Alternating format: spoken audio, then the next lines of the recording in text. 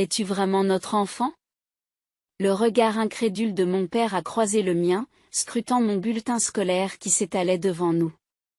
Ayant grandi au sein d'une famille de médecins estimés, j'avais toujours pensé que je devais suivre leurs traces. Ainsi, dès l'enfance, je me suis appliqué à mes études, me classant régulièrement parmi les premiers de ma classe. Pourtant, pour mon père, médecin lui-même, la simple excellence au niveau local n'était pas à la hauteur de ses attentes. À ses yeux, le succès devait transcender la scène nationale pour avoir un véritable mérite. À force d'être bombardé de cette norme élevée, ma vénération pour la profession médicale s'est progressivement érodée. Je m'appelle Émilie, issue d'une lignée de médecins aux côtés de ma sœur aînée, Jessica. Nous étions la progéniture censée perpétuer l'héritage familial.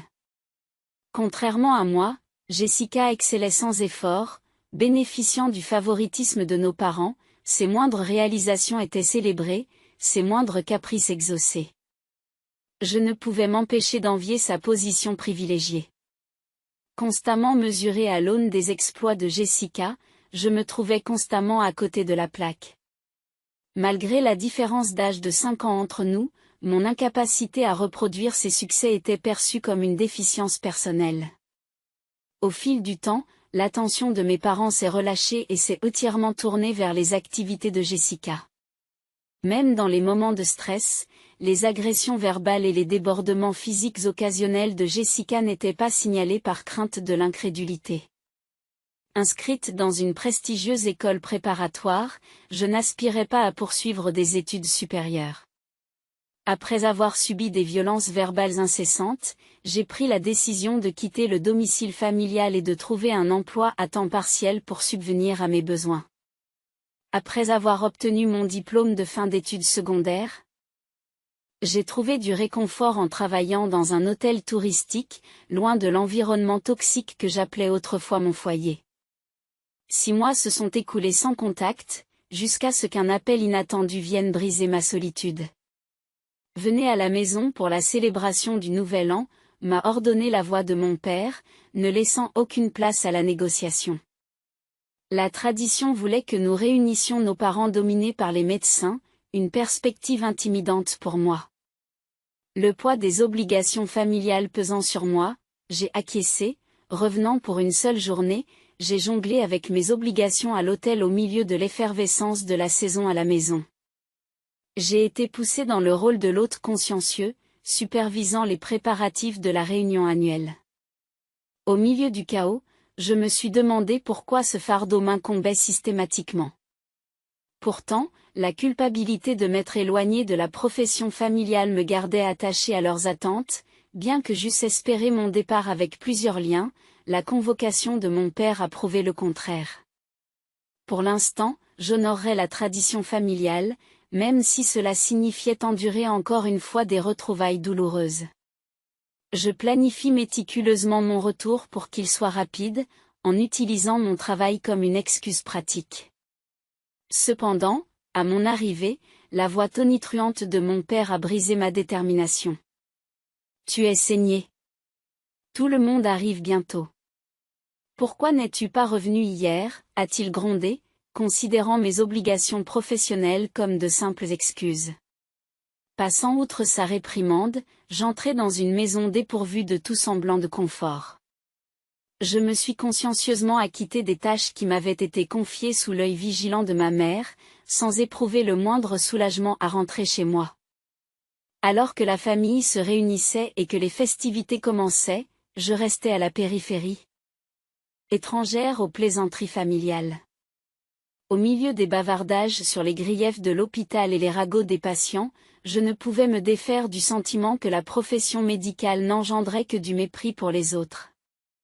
Jessica, révélant sa supériorité, se moquait aussi bien de ses collègues que des patients.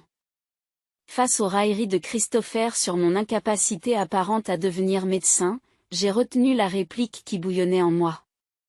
Ne voulant pas me lancer dans de tels échanges de formation sous le voile de la nuit, j'ai fui l'étroitesse étouffante de la maison familiale. Leurs plaintes concernant les corvées et les obligations à venir sont restées lettres mortes, car j'ai donné la priorité à mon retour au travail. En montant dans le bus sans vêtements de rechange, j'ai laissé derrière moi la mascarade annuelle, me contentant de maintenir le lien fugace avec ma famille. Pendant 7 ans, ce rituel est resté inchangé, une seule journée de retrouvailles obligatoire. Malgré mon écart par rapport à la voie attendue, mes parents m'ont soutenu tout au long de ma scolarité, même si je n'ai pas obtenu de diplôme d'études supérieures. Au fil des ans, ma visite annuelle est devenue une simple formalité, un bref intermède dans ma vie autrement indépendante.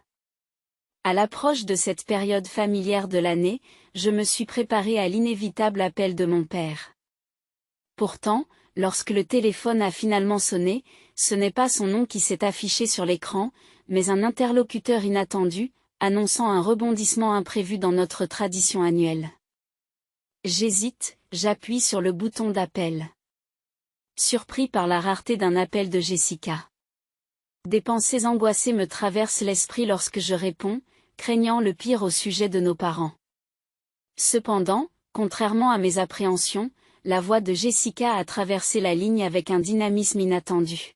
« Et, tu connais ce jeune PDG de ton lieu de travail ?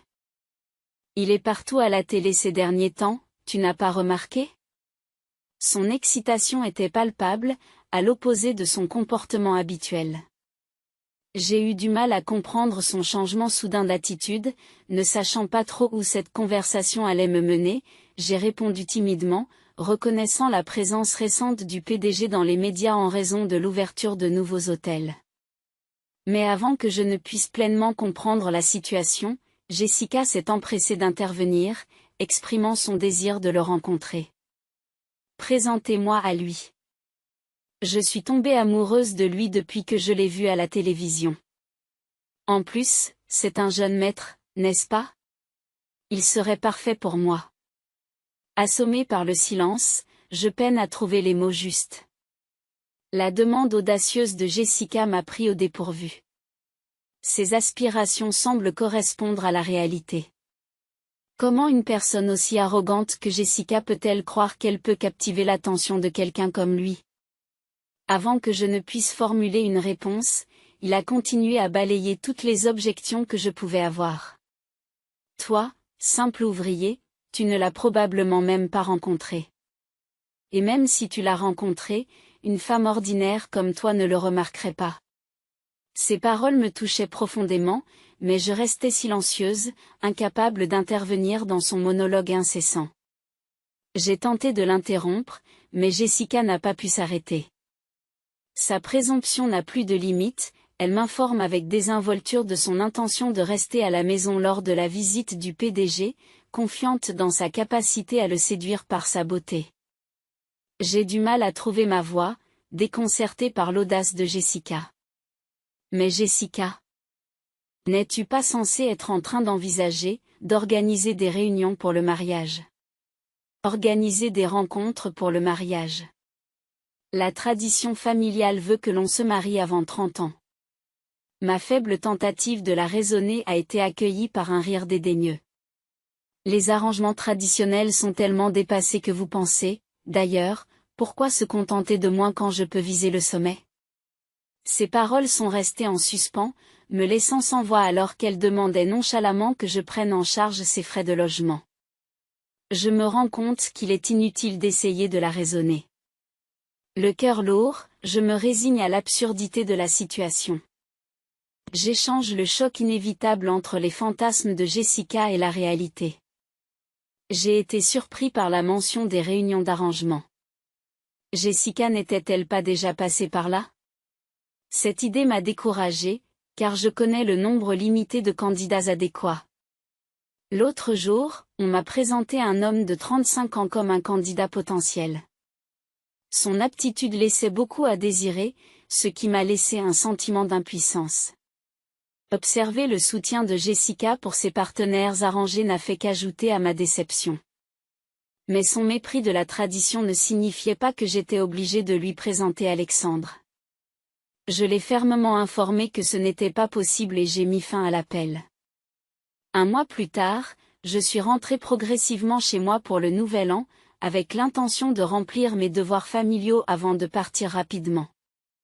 Cependant, cette année, mes proches semblaient inhabituellement fixés sur mon emploi dans un hôtel, Émilie, je suis surpris que tu puisses t'occuper d'un travail aussi subalterne, remarqua Christopher. Rejoint par le ton impressionné de maman quant à ma capacité à gérer un travail jugé moins essentiel que le leur. Même papa exprima son soulagement de voir que mon absence lui épargnait les ragots du voisinage. Le poids de leur déception collective me submergea, confirmant ce que je savais déjà, j'étais considérée comme un embarras. Le rire de Jessica n'a fait qu'ajouter l'insulte à la blessure, ses moqueries étant profondes. Mais ces paroles ont allumé un feu en moi. À ce moment-là, je me suis débarrassée de ma façade de conformité et j'ai libéré mes émotions refoulées.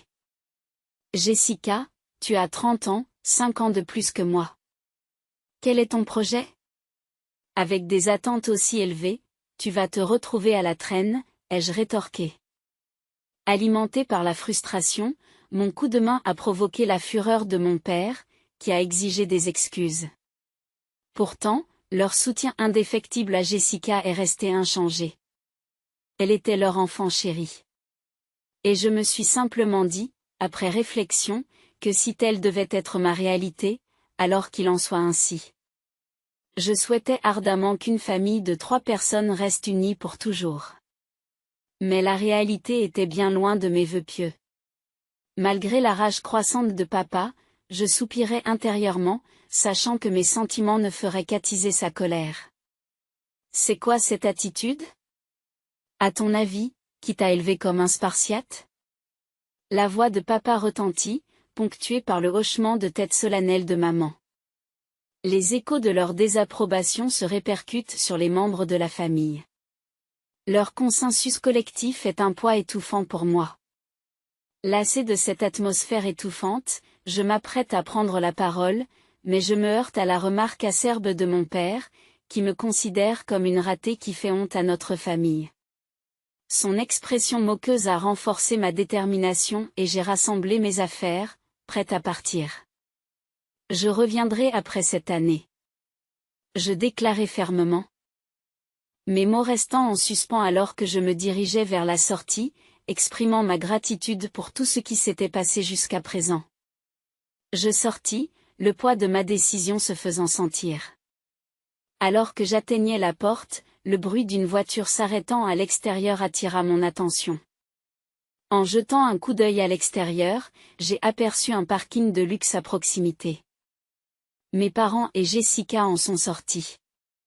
Leur curiosité a été piquée par l'arrivée de la voiture. À ma grande surprise, le chauffeur n'est autre qu'Alexandre, le président de mon entreprise, celui-là même que Jessica m'avait incité à présenter.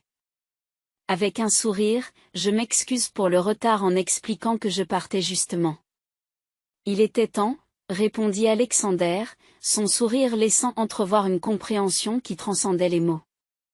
Avec un adieu décontracté, j'ai laissé derrière moi ma famille stupéfaite. Leur choc est coupable, car Alexandre s'est approché de papa, me laissant m'interroger sur la tournure imprévue des événements. Je m'excuse pour le retard que j'ai pris dans mes salutations avant de me pencher vers Alexandre. C'est mon fiancé. Nous allons nous marier le mois prochain. L'annonce est restée en suspens, suscitant un mélange de surprise et d'incrédulité. Était-ce la voix de Jessica, de mes parents ou des deux?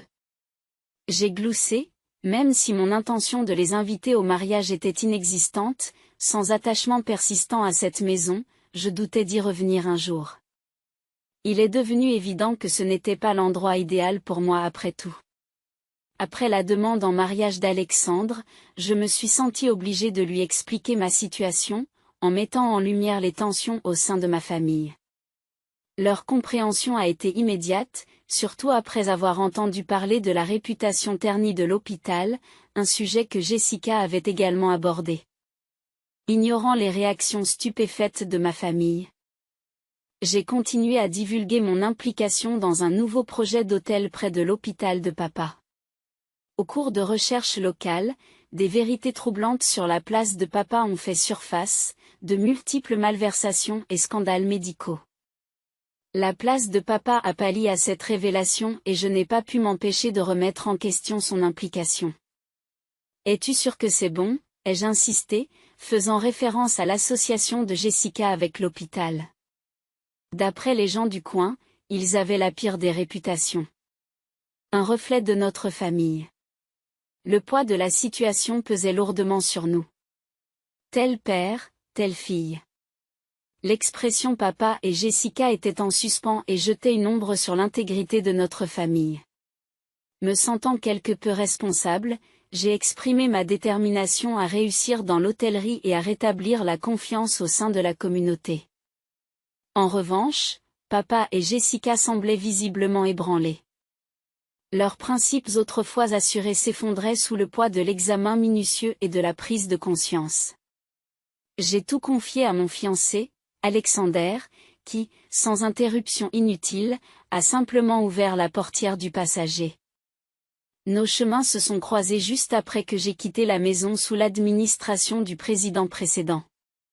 Alexander, le futur président, travaillait à mes côtés sur le terrain et notre camaraderie s'est transformée en une amitié profonde.